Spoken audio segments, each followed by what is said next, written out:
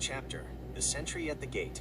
Picking up exactly where he left off the other day at the massive national rededication ceremony, Trump stood before a packed house at the Washington Hilton for the Faith and Freedom Coalition Policy Conference. He stepped up to the podium, leaned into the microphone, and immediately went off script to speak directly about the foundation. "You know, I'm going to reference God," he said, gesturing casually to the crowd with a knowing smirk. "Certain people, the fake news, they don't like it when I talk about this. They really don't. But it's all about God. If you don't have God, it just doesn't work out. To be a great nation, you have to have religion, and you have to have God. This country, this entire culture, was built from the ground up on Judeo-Christian faith and beliefs. But for too many years, the real rules have been tucked away in a corner. The standard was hidden by people who want an entirely godless system." He paused, letting the applause roll through the auditorium before shifting directly into the heart of the new initiative. "That's why we've gone ahead and erected these billboards all across the nation. We are putting the true teachers and directors right back in plain sight where they belong. You need them because they point directly to the commandments of the boss. And when it comes to the boss's will, there is no alternative, no compromise. Once your eyes see those boards, the Dabar, the voice of the director, will remind you right in your spirit. It's going to tell you exactly when to turn left and when to turn right.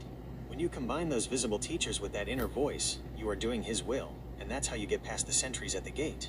Thousands of miles away, addressing a high-level state council, VVP delivered his segment with equal precision, aiming his remarks directly at the moral decay of the global landscape. "We are watching an entire civilization cross into a land of pseudo-values, a systemic structure built on spiritual corruption and outright Satanism," his voice echoed coldly through the hall. "They have turned truth into an illusion and altered the fundamental ordinances of life. But true sovereignty cannot exist in a vacuum of compromise. The scripture teaches us that there is no greater love than to lay down your life for your friends. To protect our people, we must clear out the defilement and restore the absolute authority of God's law. The billboards we have placed on our highways are the unyielding more, the directors that cannot be hidden in a corner any longer. They serve as a permanent testimony against this global chaos, demanding that our eyes behold the original commandments."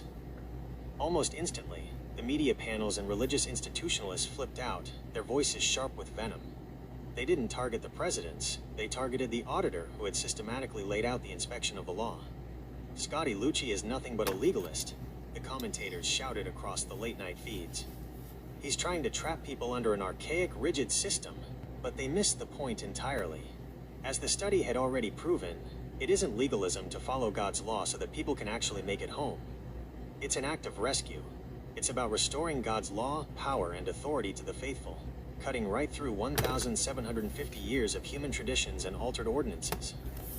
Deep down, the quiet whisper of the Dabar brought a steady peace to Scotty's mind, reminding him of a hard reality. They didn't listen to God when he spoke it plainly, so they aren't going to listen to you, Scotty Lucci. Don't waste your time sweating their approval. Just lay out the truth. The scene shifted to the end of the road, where the massive crowds arrived at the towering gates of the Eternal City.